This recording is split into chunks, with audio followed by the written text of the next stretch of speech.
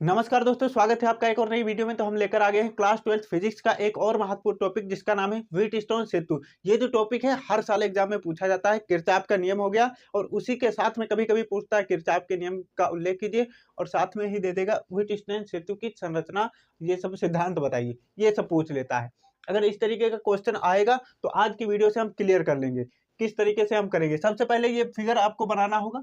अब फिगर को हम समझ लेंगे किस तरीके से बनाया जाएगा। सबसे पहले ये समझ लीजिए व्हीटस्टोन सेतु काम क्या करता है, क्या काम होता है इसका। देखिए, ये एक परिपथ होता है, वो भी कैसा परिपथ होता है, विद्युत परिपथ होता है। जहां पर भी आर दिख जाए, विद्युत विद्युत में बाधा डालता है, यानी धारा में क्या, प्रवाह को जो है, धारा का जो प्रवाह होता है वहां को रोकता है, उसी को रोकता है। तो ये प्रतिरोध जहां पर भी दिख जाए वहां पर समझ लीजिए वो कौन सा परिपथ है, विद्युत परिपथ है। तो यहाँ पर लिखा है यह एक ऐसा परिपथ है या विद्युत परिपथ है जिसकी सहायता से अज्ञात प्रतिरोध का मान ज्ञात किया जाता है।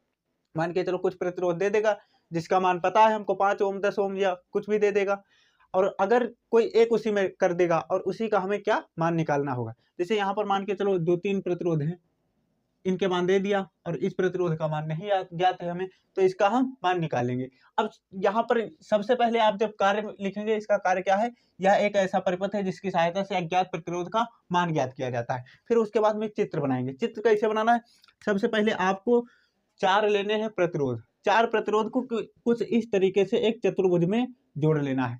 चतुर्भुज में इस तरीके से दिख रहा है आपको, ये मैंने पहला जोड़ रखा है, फिर दूसरा, फिर इधर तीसरा और ये चौथा जोड़ दिया। अब इस तरीके का हमें मिला है, इस तरीके से मिला, थोड़ा टेढ़ा बन गया है, उससे कोई दिक्कत नहीं है, बस आप समझ लीजिए। इस तरीके जैसे मिला चतुर्भुज। अब जैसे चतुर्भुज मिला, एक में क्या लगा देना है आपको, गैल्वेनोमीटर लगा देना। एक जो विकर्ण है, विकर्ण यानी इस सिर से इस सिर तक, इसमें एक में क्या लगा देना है, गैल्वेनोमीटर। और एक जो विकर्ण है उसमें क्या लगा देना है आपको, विद्युत वाहक बल या सेल लगा देना है। क्या लगा देंगे, विद्युत वाहक बल या सेल। और साथ में ही क्या लगा देंगे, एक कुंजी लगा देंगे। ये कुंजी लगा दिया। अब ये हमारा परिपथ कंप्लीट हो गया। यहाँ पर क्या लगे होते हैं, यहाँ पर ये प्रतिरोध लगे हुए हैं, यही तो प्रतिरोध लगे हुए हैं, यहाँ पर आप देख लीजिए, यही प्रतिरोध लगे हुए। तो ये आपने कंप्लीट कर लिया। अब देख लेते हैं धारा किस तरीके से बहती है। अब जैसे यहाँ से मान लो आई धारा बह रही है। अब जो प्रतिरोध है उनको हमने पी मान लिया है, इसको क्यों, इसको आर, इसे एस।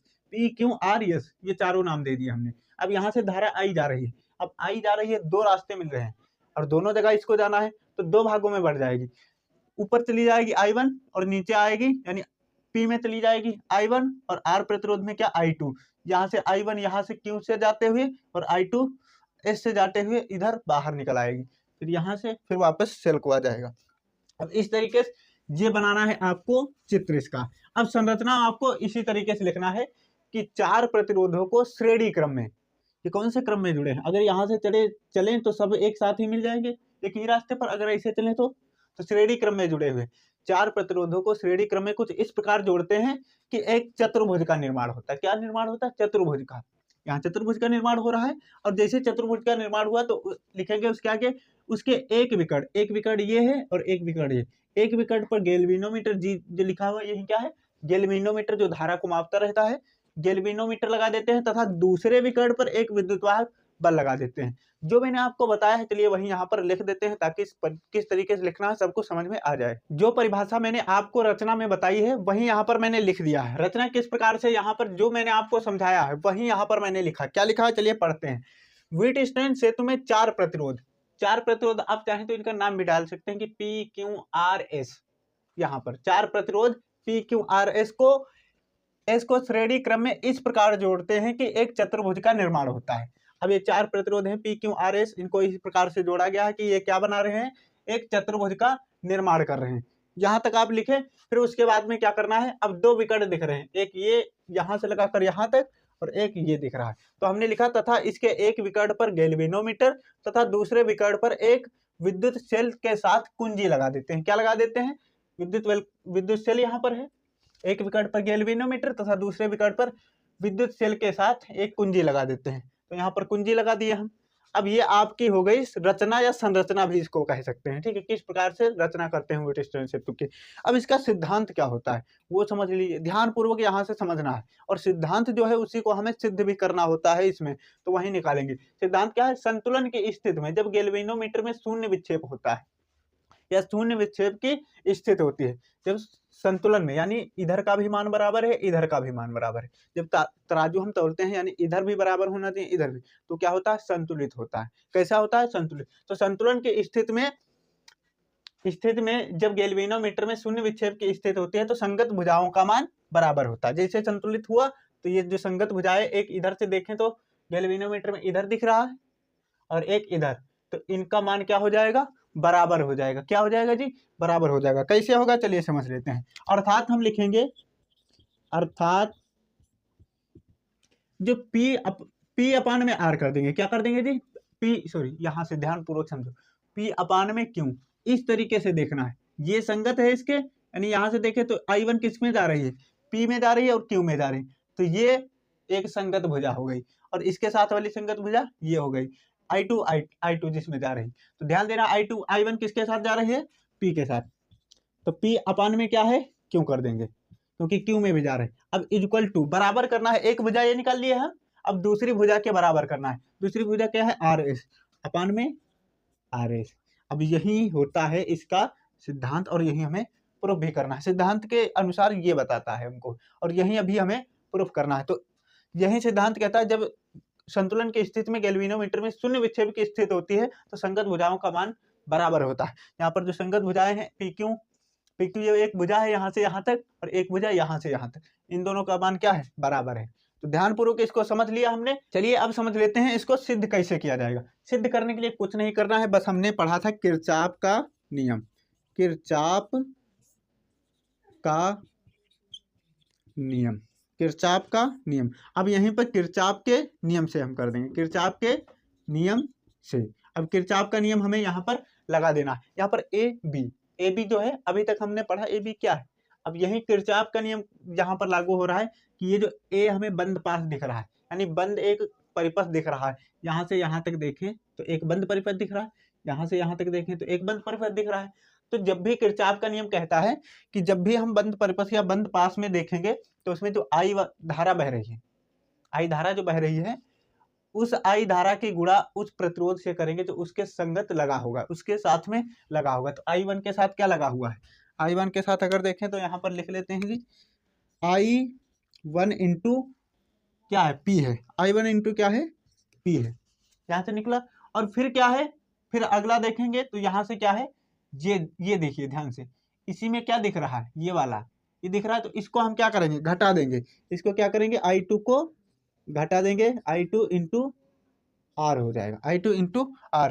अब यहाँ पर संगत भुजाओं का मान बराबर है, तो जब एक भुजा का बराबर मान है तो शून्य विक्षेप की यहाँ स्थिति भी बता रहा है। संतुलन की स्थिति में जब गैल्वेनोमीटर में शून्य विक्षेप की, तो हम इक्वल टू क्या कर दिए, शून्य कर दिए। यहाँ पर ध्यानपूर्वक समझना है कि भाई जो हमें दिखेगा बंद पास में हमने देखा था, अभी देखा कि जैसे संगत भुजाएं, तो एक ये भुजा है, एक ये भुजा, हमें इधर से निकालना है, तो इसमें से इस वाले को घटा देंगे। I1 इंटू P और माइनस I2 इंटू R, तो ये कर दिए। अब ये जैसे किए तो हम इसको क्या करेंगे, अभी माइनस का इसको भेजेंगे उधर, तो ये क्या हो जाएगा, I1 into P equal to I2 into R हो जाएगा, I2 इंटू R, ये मिल जाएगा हमें। अब ये हमें मिला, इसे हम दे देंगे समीकरण 1। अब यहाँ से ध्यानपूर्वक समझना है, जैसे समीकरण 1 दिए, अब आगे निकाल लो दूसरी भुजा का। दूसरी I2 इंटू क्यों हो जाएगा, I1 है, सॉरी I1 इंटू क्यों, और माइनस क्या हो जाएगा, I2 into S, minus I2 into S equal to क्या हो जाएगा, 0, क्योंकि शून्य विक्षेप की स्थिति है। जैसे 0 हुआ इसको उधर भेज देना है, तो ये I1 इंटू यहाँ पर हो जाएगा क्यों, और इक्वल टू हो जाएगा I2 इंटू S। अब ये हमें मिला, ये समीकरण नंबर 2। इसको क्या करेंगे, समीकरण नंबर 2 दे देंगे। अब जैसे समीकरण नंबर 2 दिया, अब यहाँ से क्या करना चालू करना है, अब लिखेंगे समीकरण 1/2, यानी 1 में से 2, 1 में 2 से भाग दे देंगे। जैसे भाग दोगे तो यहाँ पर लिख लेते हैं भाई, समीकरण 1 क्या है, I1 इंटू P और क्या है जी, equal to I2 into R है, I2 इंटू R, और यहाँ पर भाग देना है, किससे भाग देना है जी, अब एक साइड कर देते हैं हम यहाँ इस समीकरण से, तो यहाँ पर आ जाएगा I1 इंटू क्यू, और यहाँ से आ जाएगा इक्वल टू I2, ऐसे भी कर सकते हैं I2 इंटू एस। अब ये आ गया हमारे पास। अब थोड़ा ध्यान पूर्वक देखिए यहाँ पर क्या है, जो कटने लायक है उसको काट दीजिए।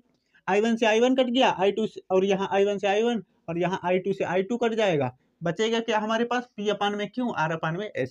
तो यहाँ से बचा P अपान में Q और इक्वल टू R अपान में S। यही हमें सिद्ध करना था, तो हमने प्रूफ भी कर दिया। ज़्यादा बड़ा क्वेश्चन नहीं है और ये हर साल एग्जाम में पूछा जाता है। इसके साथ में अगर दूसरा क्वेश्चन आएगा तो किरचॉफ का नियम आ जाएगा, और या तो कभी कभी इसी पर न्यूमेरिकल भी पूछ लेता है। तो ध्यानपूर्वक इसको जब समझे रहेंगे तो सब कर ले जाएंगे। न्यूमेरिकल में पूछ लेगा, मान के चलो इन सभी का मान दिया है, इसका मान ज्ञात करना, तो हमें ये फॉर्मूला मिला है, मान रखेंगे, बस इधर उधर आगे पीछे करके, यानी इधर की संख्या उधर भेज के उधर की संख्या इधर निकाल लेंगे हम मान। इतना तो सब कर ही लेंगे।